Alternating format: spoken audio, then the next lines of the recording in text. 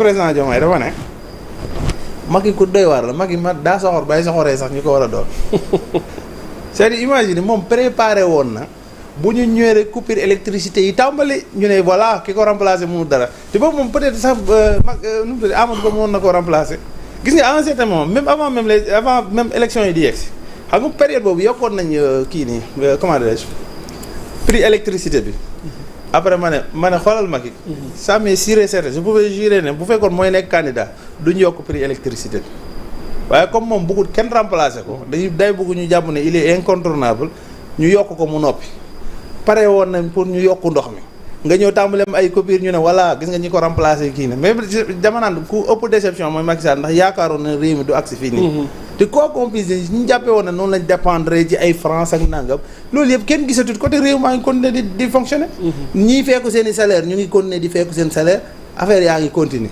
xam nga lenn mooy am peut-être loo xam ne peut-être mën naa indi ay difficultés mooy le secteur BTP nga xam ne ñi ci aju dafa bëri mais foofu nag moo gën a bëri ay scandale donc doo ñëw bàyyi nit ñu tabax ci ay scandale nga ñëw topp leen ba ñëw war a yàqaat loolu déedéet da nga koy régler une bonne fois pour toutes ñu continuer peut-être loolu côté boobu noonu rek moo xaw a tax yenn yi xaw a am métti bi xaw a am ci dëkk bi ndax daa bëri ouvrier yu ci ajoog ay entreprise yu ci ajoog ñu naan non arrêté nañ tel projet mais il suffit ñu régler loolu noonu ñu ngi ci rampe yu baax. c'est important.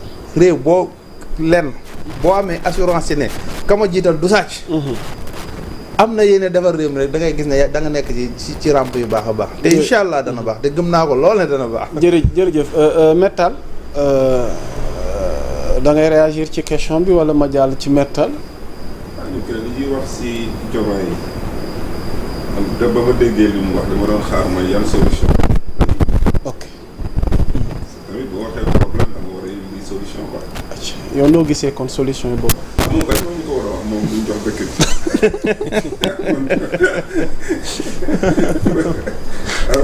c'est-à-dire danaan modernisation de l'administration. ok dana permettre employés fictifs yi fa amoon sax dootu amati. alors mbokk yi donc laata waxtu wi dinu dab alors Métal laata ñuy jëm ci tomb bu mujj gi dafa am benn question boo xamante ni vous êtes avocat nga nekk nitu yoon y a un débat bu ñu agité concernant une possible extradition de Macky Sall déjà moom jot nañ xibaar comme quoi qu'il prépare sa ligne de défense pour d'éventuelles poursuites judiciaires alors Métal tey sur ce point naka lañ mën a envisager ëllëgu Macky Sall ci wàllu yoon donc bu naree am naka la nar a tëddee à rappeler que yàggul dara taxawal nañ haute cour de justice bi ñu bëgg nga indil ñu ci leeral ndax am na loo xam ne nag mbir yoon la te yaa ñu ci gën a jekk pour leeralal ñu tey ëllëgu Macky Sall.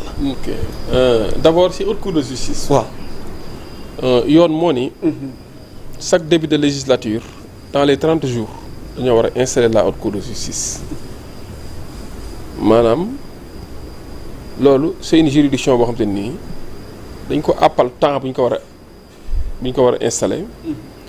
wala bu ñu élire les membres en tout cas députés les juges députés ci ab boo xam ne boo ko demee au-delà mën na indi ay jeexital ci décision yi mu war a jël parce que mën nañ ni ce n'est pas une juridiction qui a été installée conformément à la loi kon mën na indi ay vices de procédure wala ay vices de forme kon jàppal ni dañ ko war a installer chaque début de législature dans les 30 jours qui suivent ñaareel ba ñi fa war a taxaw ñan la c'est le président de la République et les ministres ainsi que leurs complices. Le président de la République, les ministres, ainsi que leurs complices. La haute cour de justice, benn juge de carrière, magistrat de carrière, moo fay taxaw ak 8 députés titulaires maanaam 9 membres lañ mais 8 députés titulaires yi dañuy am 8 députés suppléants. pour au cas où kenn am empêchement wala mu am récusation maanaam benn député bu ñu gis ni daal waru faa teew parce que moo ki ñuy àtte dafa am lu ñu bokk wala dafa am lu ñu jàppante comprendre nga inimitié dafa am seen diggante quoi te nit ki nag doo ko mere ba pare di ko àtte nit ki moom doo ko mere ba pare di ko àtte alors loolu ñett la ñeenteel bi mooy président de la république mënoo kaa toppee furul haute cour de justice fudul haute cour de justice te mënoo kaa toppee lu dul haute trahison. Haute trahison nag mooy toute infraction commise par le président de la République dans l'exercice de ses fonctions maanaam président de la République bu reylu woon nit ñu toppee ko complice de meurtre maanaam karay meurtre lañ koy toppee mais moom dañ ko toppee complice de meurtre haute trahison lañ koy toppee. tey jii bu ñu ko fekkoon muy tox yàmbaa bu ñu si jàppee sénégalais détention yi usage de chanvre indien lañ koy toppee mais bu dee moom haute trahison lañ koy toppee toujours dans l'exercice de ses fonctions. kon lépp lu mën a def rek ci infraction parce que c'est lui seul qui a prêté serment à la suite de son élection député yi élire nañ leen mais prêté wuñ serment maire yi élire nañ leen prêté wuñ serment président conseil départemental élire nañ ko mais prêté wul serment kon moom lañ élire ñu ne ko bala nga entrer en fonction faaw nga prêter serment ñeneen ñi des ñëpp ñi prêter serment dañ leen a nommé serment boobu nag ca la lépp nekk c'est lui qui a juré de respecter et de faire respecter scrupuleusement les dispositions de la Constitution ainsi que des lois et règlements. C'est lui la clé de voûte des institutions. moo tax moom il doit être irréprochable. Un président de la République ne doit pas commettre une infraction. Ne doit pas dissimuler une infraction, ne doit pas comploter, ne doit pas être complice de quelqu'un. lépp lu mën a def nag haute trahison la tudd. Alors ancien président de la République oui mais ce n'est pas un super-homme. Il n'est pas un super-homme, il n'est pas un extraterrestre, il n'est pas quelqu'un qui est au-dessus de la loi. Il ne doit pas être un hors-la-loi. Donc c'est un homme, la preuve, ancien président lay dégg. Comme yoon moo prévoir ne bu defee njombe wala ñi mu àndal def njombe ci ministres yi foofu la ñu war a taxaw wala seen complice alors dañu wax ne dëgg bu ñu gisee lu mel noonu mais il doit répondre. te nag ma leeral mbir bu fekkee moom dañ ni gis nañ ko mu def nangam leer na am nañ élément de preuve yi wala am nañ des indices graves et concordants de nature à justifier des poursuites contre sa personne pour des crimes ou des détournements ou une haute trahison commise dans l'exercice de ses fonctions buñ ko arrêté wul nañ bàyyi ñi ci des ñëpp parce que bari na ñoo xam tey jii sax bu ñu amee fitu def yenn yi parce que moom moo fi nekkoon dégg naa Farba nag ne bu ñu ko laalee gars yi dinañ doxantu ba Marrakech bismillah nee na bu ñu ko laalee ne am ñeneen ñu laal kon nit ñi ngeen baal mais laalante gi dina bari c'est-à-dire il faut que ñu respectante am na droit nag bu fekkee dañ kaa convoqué mu préparer sa défense. am na ci droit parce que au même titre que les autres Sénégalais il doit bénéficier du principe de la présomption d'innocence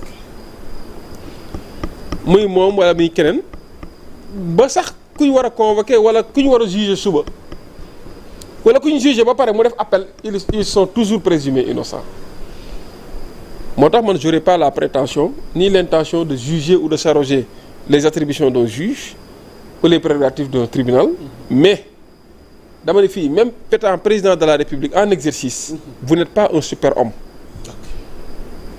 mais yeneen dëkk yi xanaa xamoo sax ñu topp président de la République moo gën a yomb ci ñoom moo tax am na yenn discours yu président de la République di tenir suñuy dëkk yi mais doo dégg keneen tënk ci beneen dëkk parce que bu koy def le procureur général di activé wu ay procédure de destitution gis nga fi Corée du Sud gisoo fi président de la République bu ñu décerner mandat pour ñu jàpp ko procédure de destitution loolu amul woon États-Unis procédure de destitution gis nga fi ancien président de la République en France Jacques Chirac mise en examen mooy inculpation bi ngay dégg fi Barak sax Nicolas Sarkozy mu nga takkal nañ ko lam takkal nañ ko bracelet inculpé il a fait l'objet d'une condamnation d'ailleurs am na dëkk yoo xam ne sax ancien président la kuñ ci inculpé da ngay xaru parce que xam nga li lay xaar dëkk yu mel ni ay Corée du Nord ak wala ay Corée du Sud wala yenn dëkk asiatique yi wala Moyen-Orient kuñ fi traduire nga gis ne nga xaru moo la gënal ñu faire comparaître la devant une juridiction pour wax la ne la la gravité la gravité de la responsabilité, la solennité du poste. Ce n'est pas de tout repos. Mani président de la République ñëpp a war ku xëy suba ku si nekk religion bi nga bokk da nga ko war a ñaanal. muy ànd ak sagoom da nga ko war a ñaanal muy ànd ak jàmm. njiitum réew waaw loolu diis na muy ànd ak jàmm. yàlla def na nag am na ay njiitum réew yu fi jaar barewuñu Sénégal. Senghor, Abdou Diouf, Abdoulaye Wade, Macky Sall, Diomaye 5 présidents. jamono ji boo demee États-Unis dañu naan 47e président. 47e président même bu fekkee sax am na ñu dem ñëwaat quoi si 47 yi. moom si jëm boppam sax daa dem ñëwaat. waaw 45e loolu ñëw di 47e mais pour wax la rek ne la. am na yeneen dëkk yu muy doon mais ñi fa jaar bari nañ. si njiit mais Sénégal c'est vrai que nous sommes ay états yoo xam ne état jeune nañ. 1960 yàggul ñi si judd woon ñu ngi dund ba tey am na ñoo xam ne ñu ngi ko di takk jabar ba tey. kon yàggul. waaye mais pour wax la rek ne la teewul tamit on est un état d'égale dignité avec toutes les grandes nations tous les grands états yi nga xam ñoo nañu cité en exemple dans le monde. tey jii bu ñu amee benn siège Nations Unies ñoom ñeneen ñi benn siège nañ fay am. dañuy am ambassadeur ñu am ambassadeur suñuy ambassadeurs yi sont d'égale dignité. seen signature ci benn convention ak suñu signature ñoo tolloo degré kon mbir mi ay nit kese nañ waaye tamit fonction bi ak responsabilité fi nekk lu rëy la. ba tax na Maroc président de la République man nekkul sax lu ma souhaité parce que pour man. mais Maroc moo ko hébergé fi mu ne nii. waaw nekk royaume. ñu fàttali que nekkul république. ndax dina yomb mais. waaw royaume la. déjà que récemment c'est vrai que ratifié nañ. convention d'entraide judiciaire yi am. non Maroc mu ngi ci convention ñenn ñi gën a njortu ni est-ce que. mais Maroc am na ay kii yu mu extradé am na Sénégalais bu mu extradé woon Arabie Saoudite. waaw le kii là. l'ancien député Alkali xam na Alkali Cissé Alkali Cissé il s'appelle comme ça non. Alkali Cissé. boo demee dara ay Arabie Saoudite wala Dubaï. oui Maroc dañuy extradé. ñoom ils ont signé benn pacte boo xam ne seen biir. entre pays arabes yi pour man tamit bon ça doit être le cas avec le Sénégal. et tout parce que Sénégal tamit day extradé ay doomu bitim réew day extradé. kon man pour mën na waajal boppam daal. xaw ma lu koy arrivé parce que man gisaguma un dossier judiciaire qui est en voie d'être pendant devant la justice gisuma ko.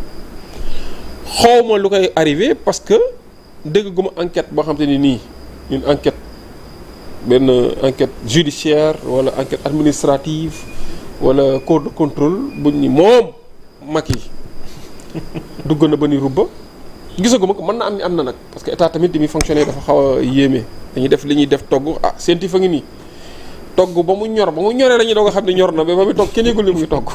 dëgg la de. voilà yooyu yëpp mu ngi ci waaye dama ni bu fekkee am na lu mu def lu toll te tarfatal ay ni en tant que président de la République c'est de la haute trahison bu fekkee am na lu mu def je le mets au conditionnel bu fekkee am na lu mu def lu toll ni tarfatal ay ni waru ko def parce que les Sénégalais ont fait moins te am na ñoo xam ñu ngi croupir prison ba tey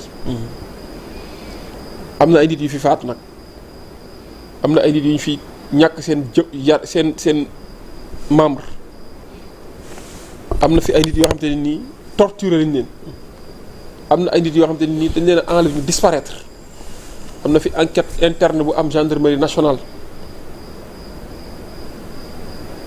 yooyu yëpp nañ ci tirer des conclusions tirer des conséquences. c'est important man dama xam nga la laa gëm. doomu aadama kese la. da nga am date boo juddu. yàlla na yéex di nga am date di nga ñu abal di nga dem.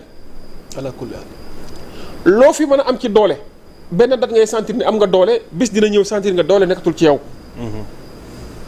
loo fi am kattan bis dina ñëw di nga sentir ni wér-gi-yaram dugg ci na. noo fi mën a mel bis dina ñëw ni am na ñu meloon lu ko fi ëpp te jeexal nañ kon nit rek la mën a doon jëmm doomu aadama ak dund doomu aadama pour soxlay doomu aadama yi la. waroo kaa nag yor ko def ko moyen boo xam te ni da ngay boddi wala di xupp wala di gaañ wala di rey. wala nag di sàcc li gën a bon mooy sàcc alalu askan am na ko wax léegi. xamuñu luy dañuy public c'est que nit ñi. li gën a sacré. alalu mbool mooy alalu askan wi. xoolal tey jii njirim dañuy la alalu njirim kenn du ko lekk. dëgg la charia da koy tere. alalu njirim boo gisee ñu bari ñu ni ku ko lekk di nga ko gis mais alalu askan moo gën a garaaw parce que biir askan wi ay njirim a ngi ci ñeneen ñu dul njirim a ngi ci. ay faxiir ak miskin a ngi ci. ñëpp a ngi ci kay. ñëpp a ngi ci biir. kenn gënu ci. nga mën a ñëw fekk 1 milliard 2 milliards 10 milliards 40 milliards ne ko dóor ko dem sa yoon ñu naan déet nga taxaw doo si conférence de presse naan waaw xam naa ni def naa ay njaaxum waaw def naa ay njaaxum nag waaye j'assume tu assumes devant les juridictions quand tu es un garçon et tu montres que tu es un garçon mais fais-le devant les juridictions d'autant plus que yow ba nga fi nekkee ci sa magistère posé nga fi ay actes yoo xam ne ay gor traduire nañ leen devant les juridictions mais imam Aliou Ndao man ba tey day ñëw sama bopp bi. paix à son âme. paix à son âme yàlla na ko yàlla yërëm. moom imam Aliou Ndao ma ni mais ñii lu leen jot liñ ko fi accusé lépp liñ ko fi toroxal lépp liñ ko fi def lépp xoolal tey jii fu mu mujjee. blanchir. et puis voilà quoi mu mel ni imam Aliou Ndao nekk foon te ay nit a ko fi def ñoom lañu jàpp imam Aliou Ndao demal nga dëgg regarder le discours de Farba Ngom yi mu doon defal ci imam Aliou Ndao def ko si ay yeneen i gor. alors tey moo ñëw ay añam waa añam moom ñu ngi taal añ. ar ñaam. taal ñu leneen loolu añ.